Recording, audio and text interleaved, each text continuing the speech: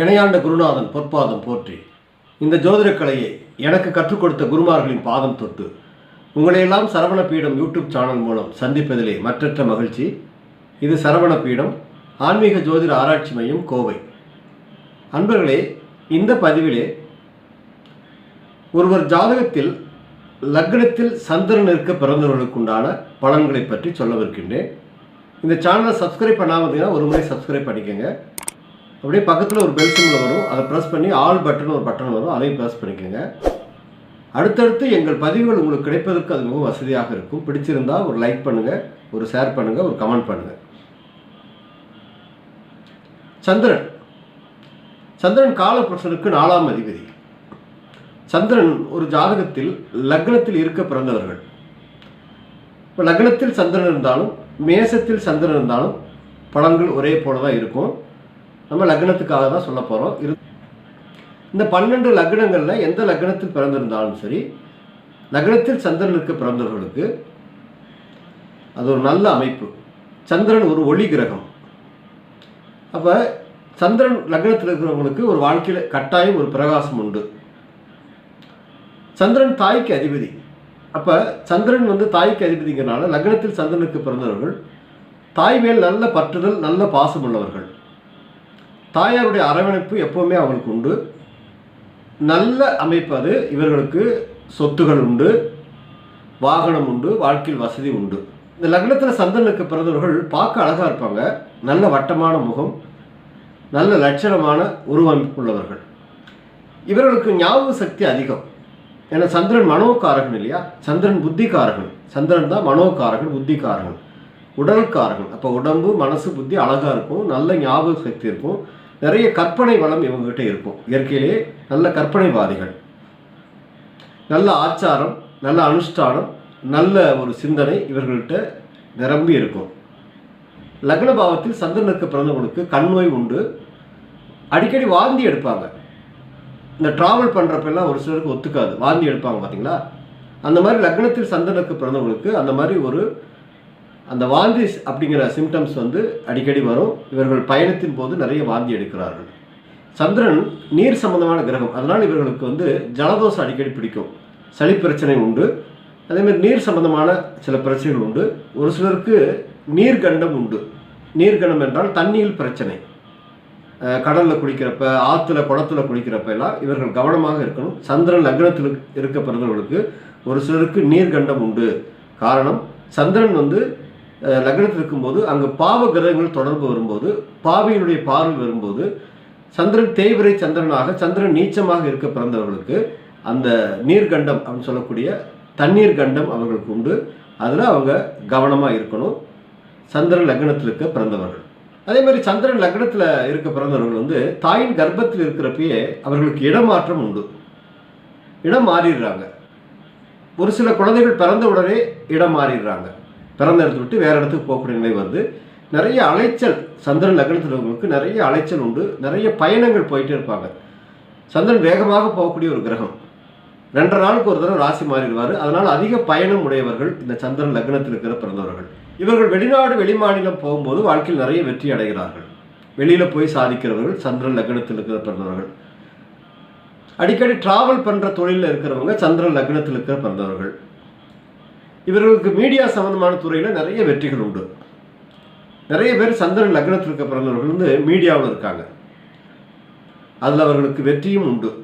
இதுபோல் சந்திரன் லக்னத்தில் இருக்க பிறந்தவர்களுக்கு சந்திரன் பார்த்தீங்கன்னா வலதுபுறை சந்திரன், தேய்பிறை சந்திரன் என்று 2 அமைப்புகள் உண்டு. ஒருவர் பிறக்கும்போது அமாவாசையிலிருந்து பௌர்ணமிக்குள்ளே பிறந்திருந்தால் அந்த சந்திரன் அவர்களுக்கு வலதுபுறை சந்திரன். அதேமாதிரி ஒருவர் பிறக்கும்போது பௌர்ணமியிலிருந்து அமாவாசைக்குள்ளே பிறந்திருந்தால் அது தேய்பிறை சந்திரன். இப்போ சந்திரன் தேய்பிறையாக இருக்கும்போது வாழ்க்கையில் இந்த பலனெல்லாம் அப்படியே மாறுபடும். நிறைய அவர்களுக்கு ஏமாற்றம் உண்டு. வாழ்க்கையில் நிறைய பேருக்கு வாழ்க்கையில் நிறைய விஷயங்களில் ஏமாற்றம், தடை வருது. அதே மாதிரி சந்திரன் தேய்பிறை சந்திரனாக இருந்தால் மனக்குழப்பம், நிம்மதி குறைவு ஏற்படுது. நிறைய விஷயங்களுக்கு போராட்டம் ஏற்படுது. வெளிநாடு போகிறதுக்கு பணத்தை கட்டி அதில் ஏமாந்த நபர்களெல்லாம் நிறைய பேர் கேள்விப்பட்டிருப்பீங்க. இவர்களெல்லாம் தேய்பிறை சந்திரனாக இருக்கும்போது. அப்போ பொதுவாக லக்னத்தில் சந்திரன் இருக்க பிறந்தவர்களுக்கு வாழ்க்கையில் ஒரு ஏற்றத்தாழ்வு உண்டு. அதில் தேய்பிரை சந்திரனாக பிறந்தால் கட்டாயம் அந்த ஏற்றத்தாழ்வு உண்டு. கொஞ்ச நாளைக்கு நல்லா இருப்பாங்க, கொஞ்ச நாளைக்கு அப்படியே டவுன் ஆவாங்க. ஒரு 15 நாள் வளர்ச்சி, ஒரு 15 நாள் குறைவு. இப்படி வாழ்க்கையில் ஒரு சில காலம் நன்மை இருக்கும், ஒரு சில காலம் வளர்ச்சி உண்டு, ஒரு சில காலம் அப்படியே கீழே போகக்கூடிய நிலை உண்டு. காரணம், சந்திரன் வளர்ந்து தேயக்கூடிய கிரகம். வளர்பிறை சந்திரனாக 15 நாட்களும் தேய்பிரை சந்திரனாக 15 நாட்களும் இருக்கக்கூடிய அமைப்பு சந்திரனுக்கு உண்டு. தேய்பிரை சந்திரன் இருக்க பிறந்தவர்களுக்கு வாழ்க்கையில் ஏற்றத்தாழ்வு உண்டு. திரும்ப திரும்ப கீழே போய் மேலே வர்றத மாதிரி ஏற்றத்தாழ்வு இருந்துகிட்டே இருக்கும். அப்போ அவர்கள் இந்த சந்திர பலத்தை கூட்டக்கூடிய நல்ல பிரார்த்தனைகள் வழிபாடு எடுத்துக்கிறணும். சந்திரனுடைய ஆற்றலை நல்லா பாசிட்டிவ் பண்ணிக்கிறணும். அதேமாதிரி சந்திரன் லக்னத்திற்கு பிறந்தவர்களுக்கு 10 வருஷம் நல்லா இருக்கும், அடுத்து 10 வருஷம் அப்படியே டவுன் ஆகும். 10 வருடத்துக்கு ஒரு முறை இவர்கள் வாழ்க்கையில் முக்கியமான ஒரு காலகட்டம், ஒரு முக்கியமான மாற்றங்கள் நிகழ்ந்துக்கிட்டே இருக்கும். ஸோ இந்த மாதிரி சந்திரன் லக்னத்திற்கு பிறந்தவர்களுக்கு அவர்கள் சந்திரன் பலம் பெற்றிருந்தால் மிக பெரிய சிறப்பு. இப்போ சந்திர பலம் அப்படின்னு எடுத்துட்டிங்கன்னா, இப்போ சந்திரன் உச்சம் ஆட்சி பெற்று நட்பு வீட்டில் இருந்து லக்னத்தில் சந்திரன் இருந்தால் அது பெரிய பலம். ஒருவேளை நான் சொன்னது போல் சந்திரன் தேய்பிரை சந்திரனாக இருந்து லக்னத்தில் இருப்பது அது வாழ்க்கையில் மிகப்பெரிய ஒரு மைனஸ் தான். நிறைய அவர்கள் தடைகளை சந்திக்கிறாங்க. அதே மாதிரி சந்திரன் லக்னத்தில் நீச்சமாக இருக்க பிறந்தவர்களுக்கும் நிறைய உடல் மனம் புத்தி அதெல்லாம் பாதிக்குது. ஹெல்த் இஷ்யூஸ் வருது, நிறைய உடல் மனம் புத்தி சார்ந்த பிரச்சனைகள், மைண்டு டிப்ரெஷன் வருது. பெண்களாக இருந்து இந்த மாதிரி சந்திரன் நீச்சமாக லக்னத்திலிருந்து பிறந்தவர்களுக்கு யூட்ரஸ் சம்பந்தமான கர்ப்பப்பை சார்ந்த பிரச்சனைகள் வருது, மென்சஸ் சார்ந்த பிரச்சனைகள் வருது. சந்திரன் நீச்சமாக லக்னத்தில் இருக்க பிறந்தவர்களுக்கு மனநோய் வருது. சிலர் மனநிலையில் பாதிக்கப்படுறாங்க. அது மாதிரி சந்திரன் லக்னத்தில் இருக்கும்போது ஏதாவது பாவ கிரகங்கள் தொடர்பு, பாவிகளுடைய தொடர்பு வரும்போது அந்த பாதிப்புகள் வருது. அதே மாதிரி சந்திரன் லக்னத்தில் இருக்கும்போது, சந்திரன் லக்னத்திற்கு பாவியாக இருந்தால், ஒரு லக்னத்திற்கு அவர் 6ஆம் அதிபதியாகவோ 8ஆம் அதிபதியாகவோ இருந்து இல்லை பாதகாதிபதியாக அவர்கள் லக்னத்தில் இருக்கும்போது நிறைய அது பிரச்சனைகளை ஜாதகத்துக்கு ஏற்படுது. இப்போ உதாரணம் பார்த்தீங்கன்னா, இப்போ விருச்சிக லக்னத்தில் பிறந்தவர்களுக்கு சந்திரன் லக்னத்தில் இருந்தால் அங்கே விருச்சிகத்தில் சந்திரன் நீச்சமாக இருப்பார். இப்போ சந்திரன் லக்னத்தில் நீச்சமாக இருக்காருன்னு அர்த்தம்.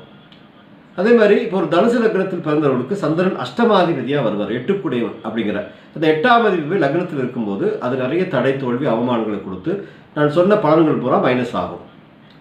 அதே மாதிரி சந்திரன் ஒரு 6ஆம் அதிபதியாக வர்றாருன்னா, ஒரு கும்ப லக்னத்திற்கு சந்திரன் ஒரு 6ஆம் அதிபதி, அப்போ அவர் போய் கும்ப லக்னத்தில் சந்திரன் இருந்தால் கடன் நோய் வழக்கு உண்டு. 6ஆம் இடம் சத்துருஸ்தானம். அப்போ கடன் நோய் வழக்கு, எதிரிகள், கெட்ட சம்பவங்கள் வாழ்க்கையில் திரும்ப திரும்ப அவங்களுக்கு வந்துகிட்டே இருக்கும், நிறைய ஹெல்த்தை பாதிக்கும்.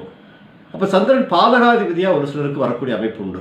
இப்போ விருச்சிக லக்னம் எடுத்துட்டிங்கன்னா, அவர் சந்திரன் லக்னத்திற்கு போது அங்கே நீச்சம் ஆயிடுறாரு, அவரே பாக்கியாதிபதியாக வர்றாரு. ஏன்னா விருச்சிகத்துக்கு சந்திரன் பாக்கியாதிபதி, அவரே பாதகாதிபதி ஆயிடுறாரு. ஏன்னா ஸ்திர லக்னங்களுக்கு 9 கூடையும் பாதகாதிபதினு சொல்லியிருக்காங்க. அப்போ ஸ்திர லக்னம் விருச்சிக லக்னம். அப்போ ஸ்திர லக்னத்துக்கு 9க்கு அதிபதி சந்திரன் போய் அவர் பாதகாதிபதியாக போய் அங்கே நீச்சமாகும் போது இவர்களுக்கு நிறைய வாழ்க்கையில் நிறைய முற்பகுதி பூரா போராட்டம் தடை நிறைய இருக்கும், பிற்பகுதியில் இவர்களுக்கு வெற்றிகள் நிறைய கிடைக்கும். இந்த மாதிரி அமைப்புள்ளவர்கள் சந்திரனுடைய ஆற்றலை நல்ல பலம் செய்யக்கூடிய பரிகாரங்கள் நிறைய எடுத்துக்கணும். சந்திரனுடைய ஆற்றலை நல்ல பாசிட்டிவ் பண்ணக்கூடிய விஷயங்கள், எளிய இறை வழிபாடுகள் நிறைய எடுத்துக்கணும். உதாரணத்துக்கு தொடர்ந்து சந்திர தரிசனம், 3ஆம் பிறை தரிசனம் பார்ப்பது, அதே மாதிரி சந்திரனுடைய ஸ்தலங்களுக்கு போயிட்டு வர்றது, இந்த மாதிரி நல்ல வழிபாடுகள், எளிய இறை வழிபாடுகள் இதெல்லாம் செய்யும்போது சந்திரனுடைய ஆற்றல் பலமாகி அவர்களுக்கு சந்திரன் நல்ல பலன்களை கொடுப்பார். இப்போ உங்கள் சுய ஜாதகத்தில் சந்திரன் எப்படி இருக்காரு, எந்த அமைப்பில் இருக்காரு அப்படிங்கிறத பார்த்து அவர் லக்னத்தில் நல்லவரா கெட்டவரா, இந்த மாதிரி லக்னத்தில் சந்திரன் இருக்க பிறந்தவர்கள் சுய ஜாதகத்தை நீங்கள் பார்க்க விரும்பினால் என்னுடைய வாட்ஸ்அப் நம்பருக்கு உங்கள் சுய ஜாதகத்தை அனுப்பி அதுக்குண்டான கட்டணம் செலுத்தி அதுக்குண்டான பலன்களையும் எளிய பரிகாரங்களையும் நீங்கள் தெரிந்து கொள்ளலாம். உங்கள் ஜாதகத்துடைய சிறப்புகளை அறிந்து கொள்ளலாம். இது மாதிரி சந்திரன் லக்னத்தில் இருக்க பிறந்தவர்களுக்கு சந்திர பலம் கூடி வாழ்க்கையில் மிகப்பெரிய வெற்றிகள் கிடைக்கணும்னு சொல்லி நான் வணங்கும் செந்திலாண்டவனை பிரார்த்தனை செய்து உங்களிடமிருந்து விடைபெறுவது கோவை முருகனடிமை. நன்றி, வணக்கம். சரவண பீடம் தமிழ் சேனலை சப்ஸ்கிரைப் பண்ணாதவங்க சப்ஸ்கிரைப் பண்ணிக்கங்க. அப்படியே பக்கத்தில் பெல் சிம்பலை ப்ரெஸ் பண்ணிக்கங்க. அடுத்தடுத்து எங்கள் பதிவுகள் உங்களுக்கு கிடைப்பதற்கு வசதியாக இருக்கும். லைக் பண்ணுங்க, ஷேர் பண்ணுங்க, கமெண்ட் பண்ணுங்க.